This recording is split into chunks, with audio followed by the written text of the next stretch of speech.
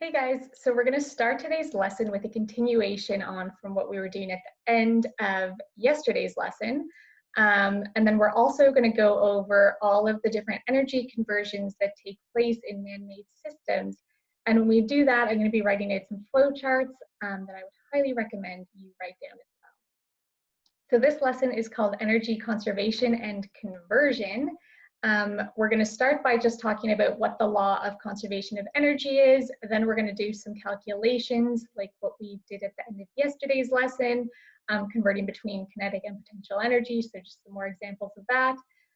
We're going to look at what the three different possible pieces of evidence of a energy conversion are. And then we're going to look at the energy conversions that take place in both renewable and non-renewable energy sources. So the law of conservation of energy is also called the first law of thermodynamics. It says that the total amount of energy in an isolated system will not change unless you actually add or take energy out of the system. When we say the total amount of energy, we mean the sum of the potential and kinetic energy. And what this is really saying is that energy can be transformed between potential and kinetic energy, but you can't just lose or gain energy. That doesn't just happen on its own. So the initial amount of energy that you start off with will be the same as the final amount of energy that you end up with. Again, that's assuming that the system is isolated, and most systems aren't isolated, but that is an assumption that we're going to make about all the systems that we're talking about for the rest of this unit. So let's try another calculation similar to what we did yesterday. Okay, so this says a bike rider approaches a hill with a speed of 8.5 meters per second. The total mass of the bike and the rider is 85 kilograms. And then the first part of this question says, what is the kinetic energy of the bike and rider? So we're going to start with our MEK equals half mv squared formula. We will plug in the mass of 85 and the speed of 8.5. And then I'm going to do the 8.5 squared, which is 72.25, and then multiply it by 85 and by 0.5 to get 3070.6 joules.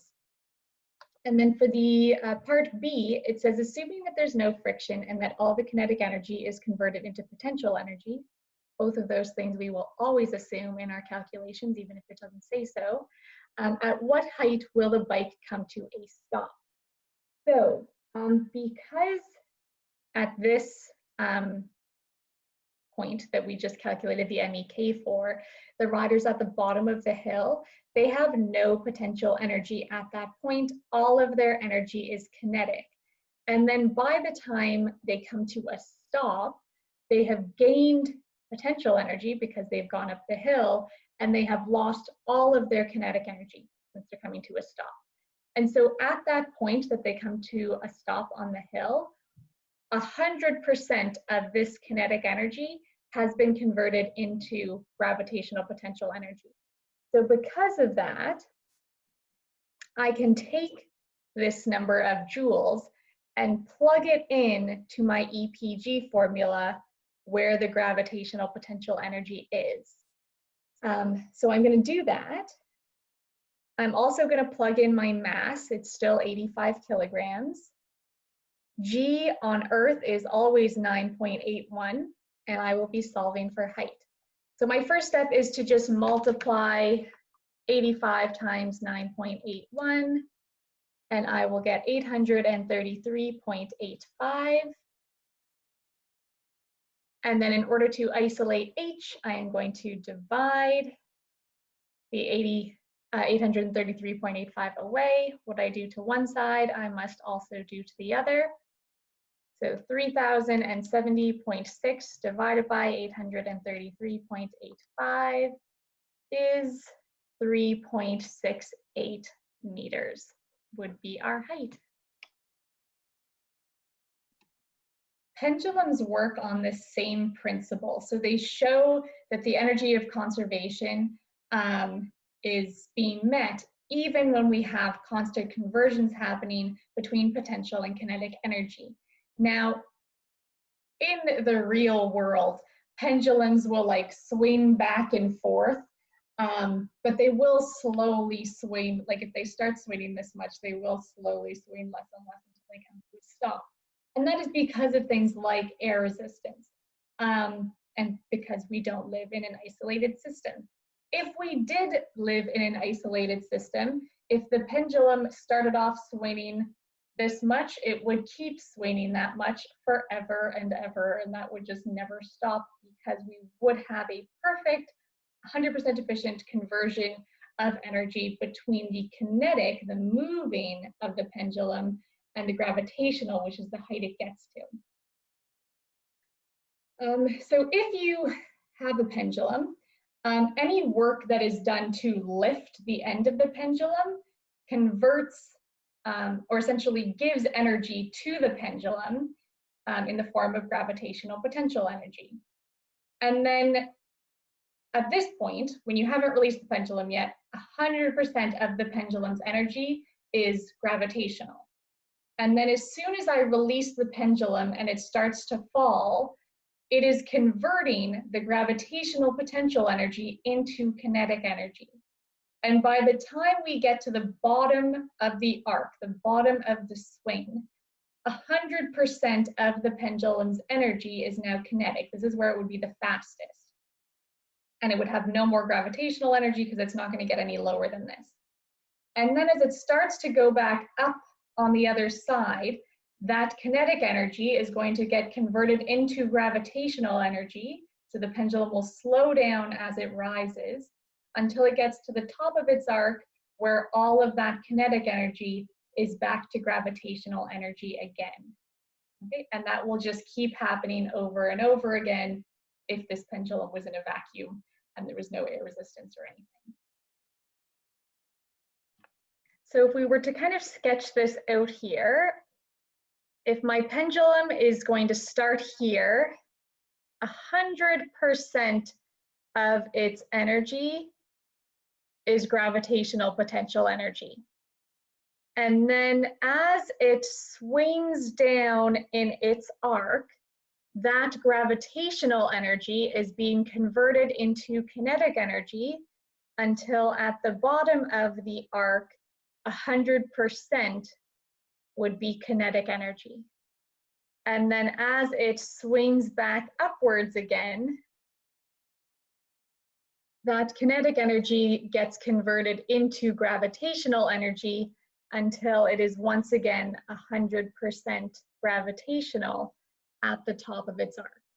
And then it would just keep going back and forth, converting gravitational into kinetic, kinetic into gravitational, gravitational back to kinetic, kinetic back to gravitational, over and over and over again without losing any of that energy. So let's do a calculation for this. It says in a pendulum system, the mass of the ball is 0.2 kilograms and the vertical height difference between the top and the bottom of the swing is 2 meters. So essentially this is 2 meters.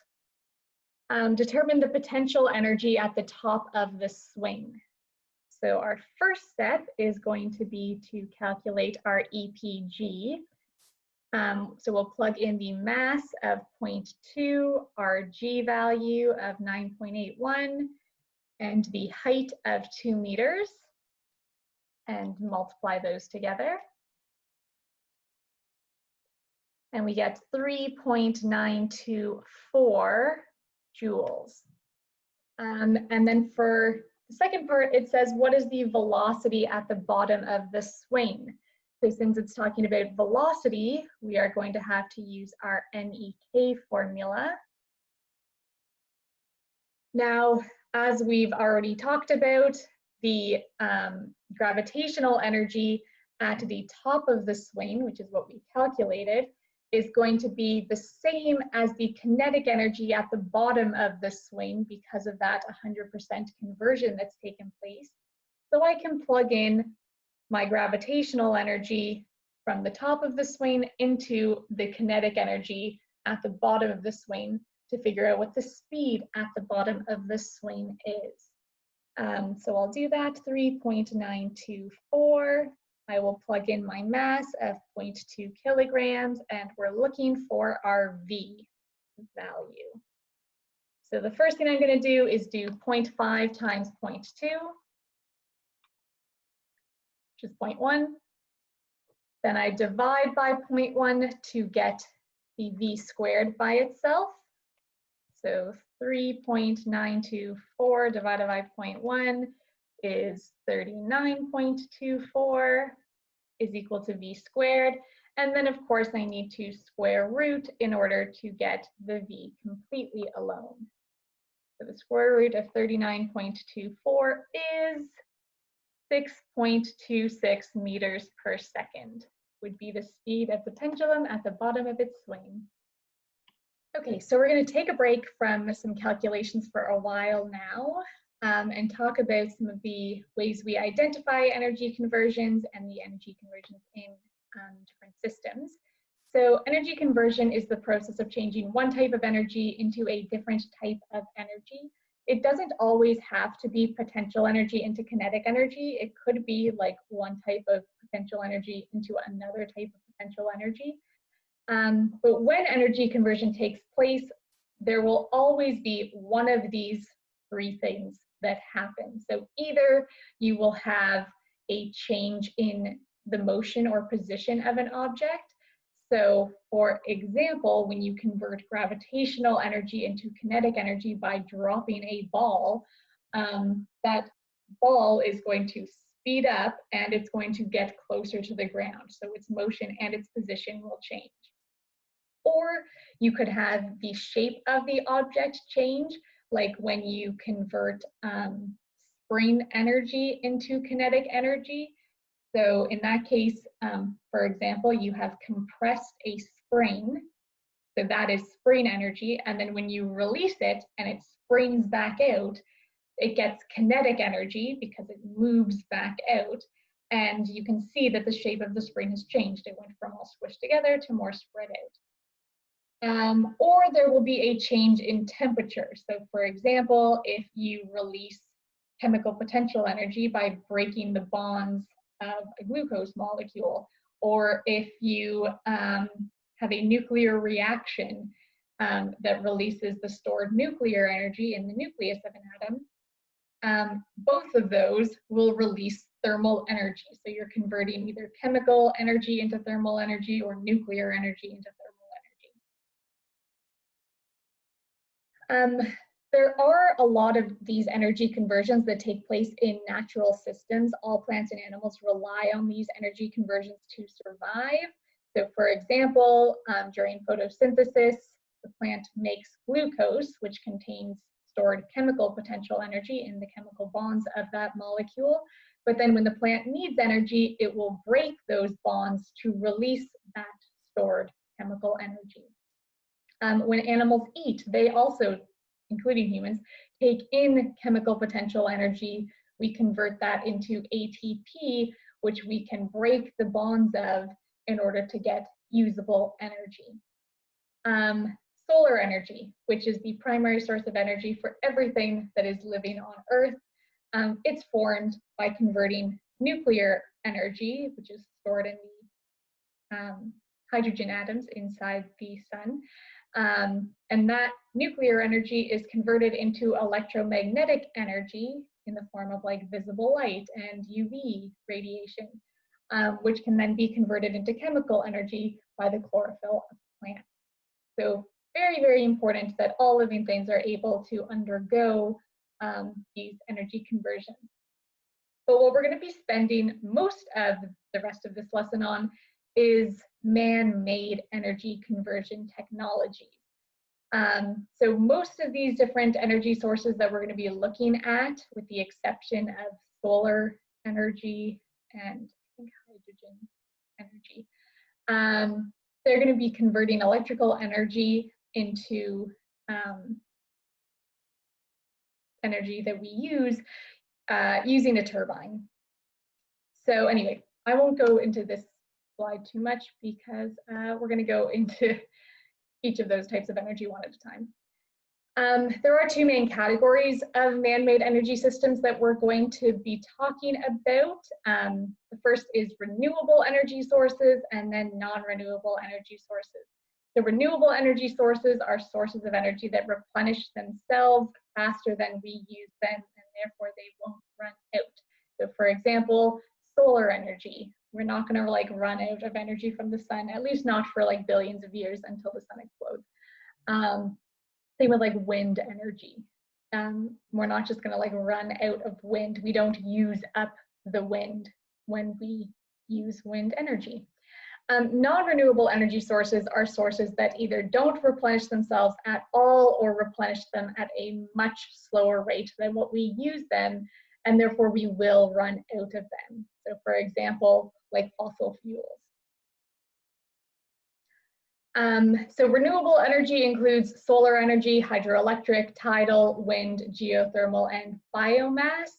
And then non-renewable energy is coal, oil, natural gas, and nuclear energy.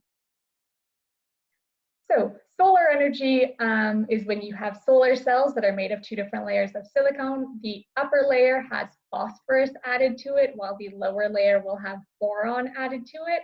And what happens is when the light hits the solar cells, some of the electrons in the silicon become excited and start to move around.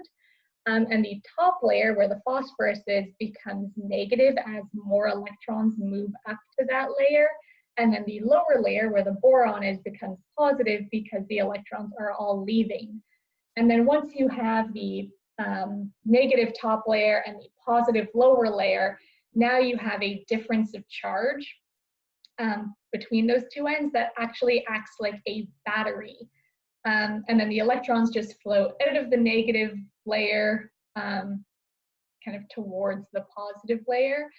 So yeah, they're going to be converting solar energy directly into electrical energy. It is clean, it is renewable, but it is expensive, and it also relies on the sun being out. So if you live in an area that is cloudy a lot of the time, or you need to have reliable energy all through the night, then you can't just rely on solar energy. So these are the energy conversions that take place with solar energy. So we start off with electromagnetic energy in the form of sunlight.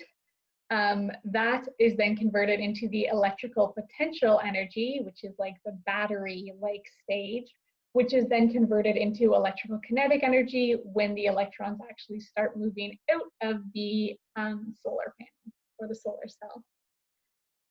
So this is kind of a diagram of what this would look like. So we have the negative top layer of the solar cell, the positive lower layer of the solar cell, which is because of the sunlight coming and triggering the movement of electrons. And then the electrons will move out of that negative layer through a wire.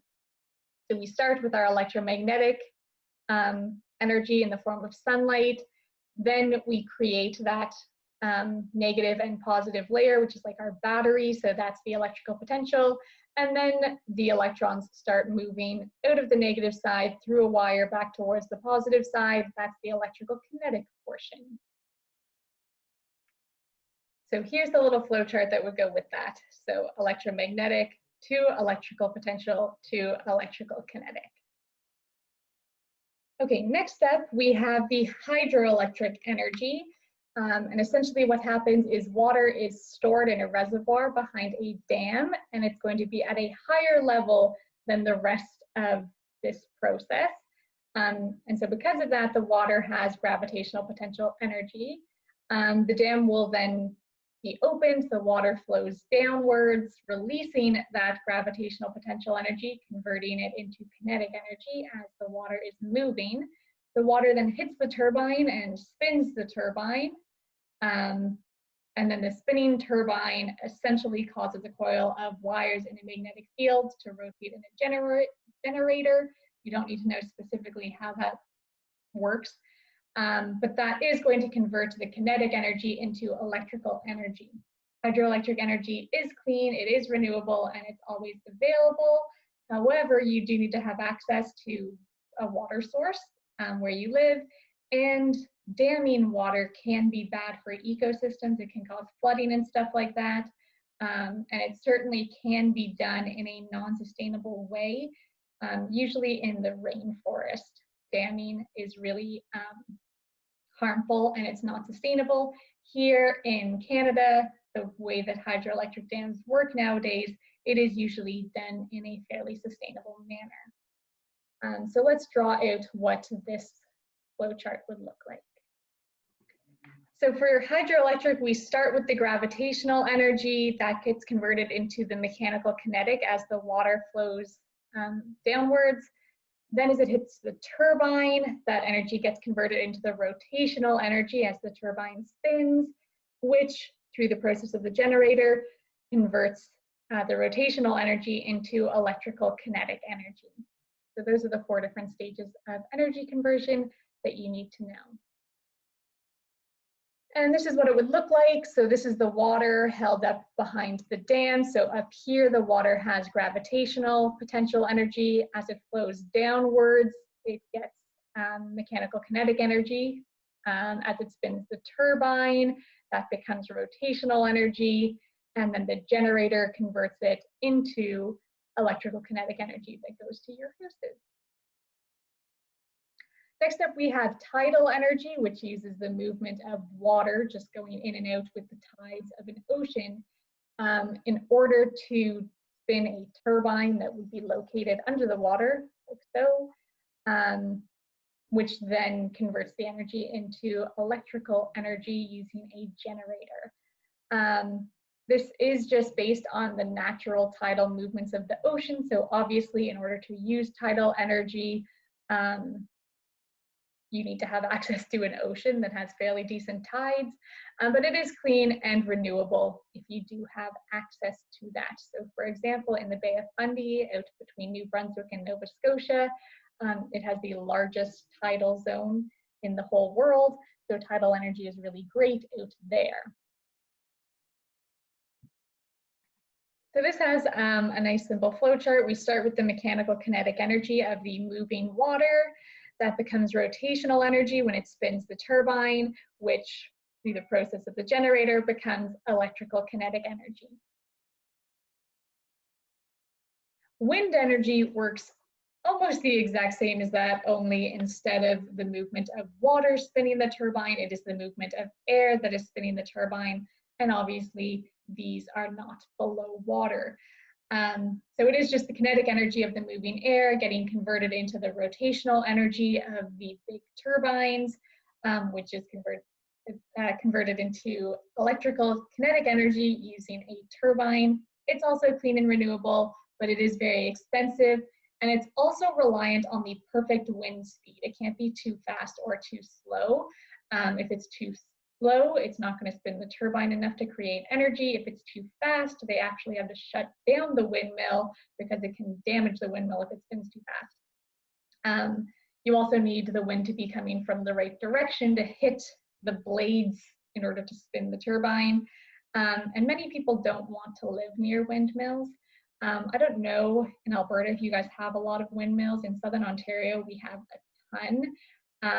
And as you drive past them, more often than not, they're not spinning.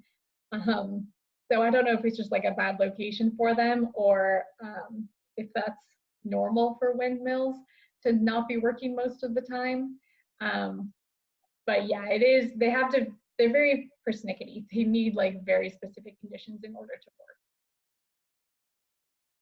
work. Anyway, so for wind, actually I'm just gonna say and wind, because it is the exact same 3 steps as with tidal energy. We have the mechanical kinetic energy, this time of the wind, spinning the blades of the turbine, which is rotational, getting converted into electrical kinetic using the generator.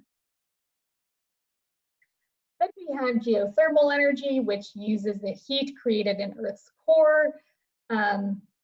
That heat is essentially brought to the surface of Earth using pipes. That heat is then used to create steam, which will spin a turbine. The turbine, as per with everything else we've been talking about, is connected to a generator, which converts that rotational energy into electrical kinetic energy.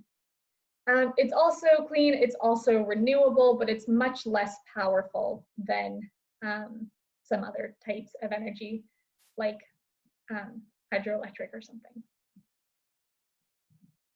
So these are the different stages of geothermal. So we start with the nuclear reactions that take place in Earth's core that produces heat. So that is our thermal energy. We're going to use that heat to create steam, which is going to be pressurized. So it's going to move. That is our mechanical kinetic. It'll move through a turbine. So we get the rotational energy. And then, like with almost everything else, at the end, we get the electrical kinetic from the generator.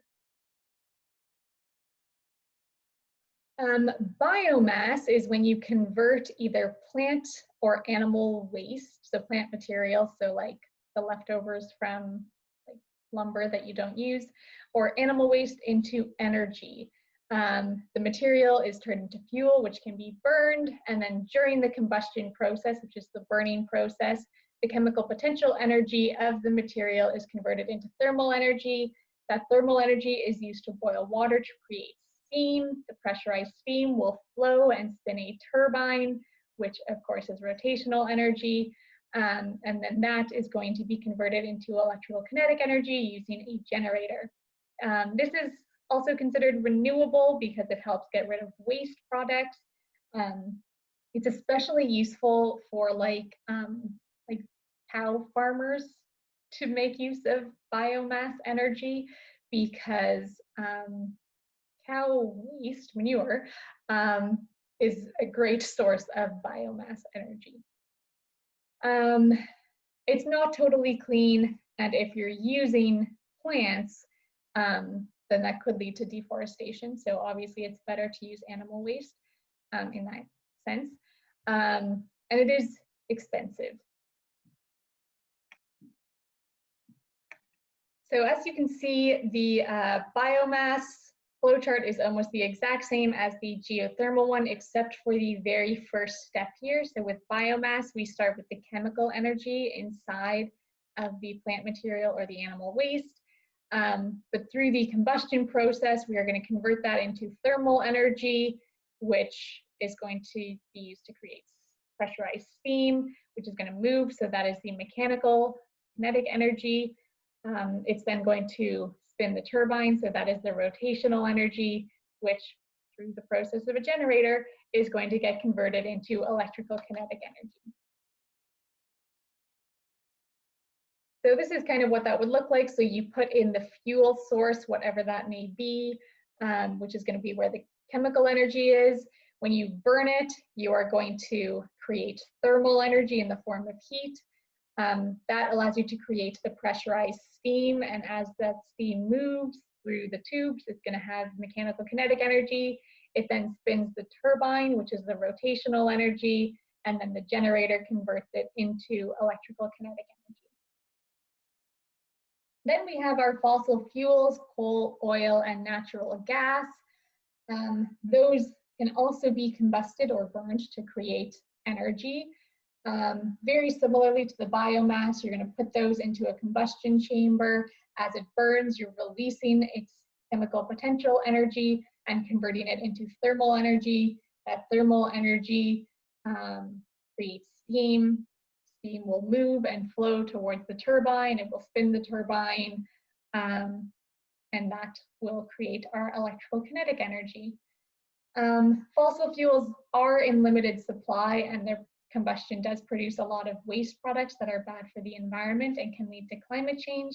So that is why you do have this kind of push in the last few decades to move away from fossil fuels to more like cleaner and more renewable energy sources. But as far as the flow chart goes, it is going to be the exact same as biomass.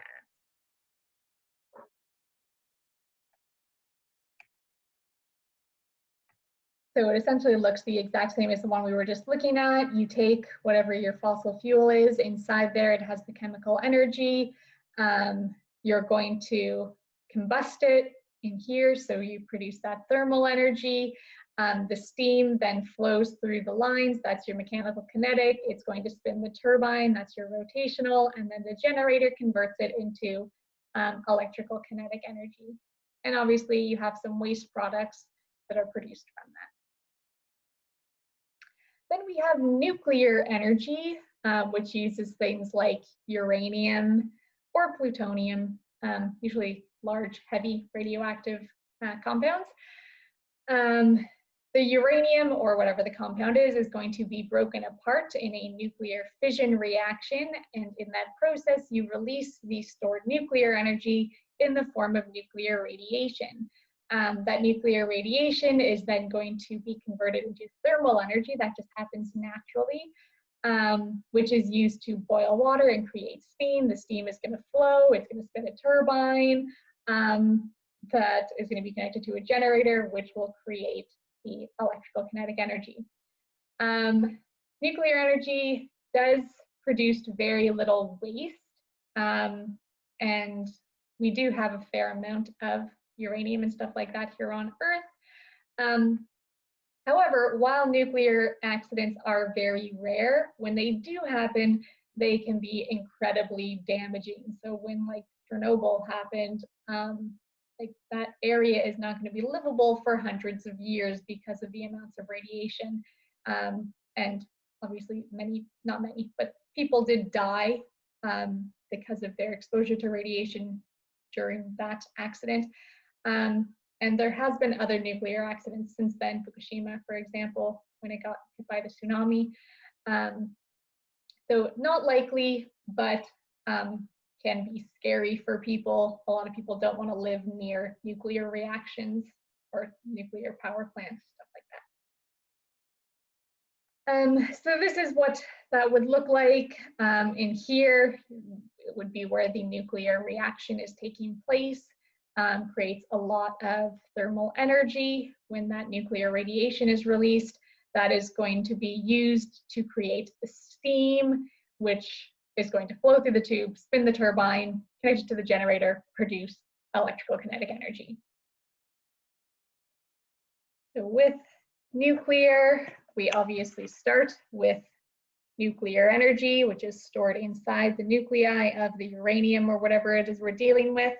When that nuclear reaction takes place, we get electromagnetic radiation that is being released. That then quickly gets converted into thermal energy, which gets converted into the mechanical kinetic energy of the moving steam, which spins the turbine. So that is our rotational energy, which of course gets converted into the electrical kinetic. So you'll notice that a lot of these have the same kind of ending. Thermal, mechanical kinetic, rotational, electrical kinetic. Thermal, mechanical kinetic, rotational, electrical kinetic. Thermal, mechanical kinetic, rotational, electrical kinetic. So it's just the start of these that are kind of different from one another for a lot of these different processes.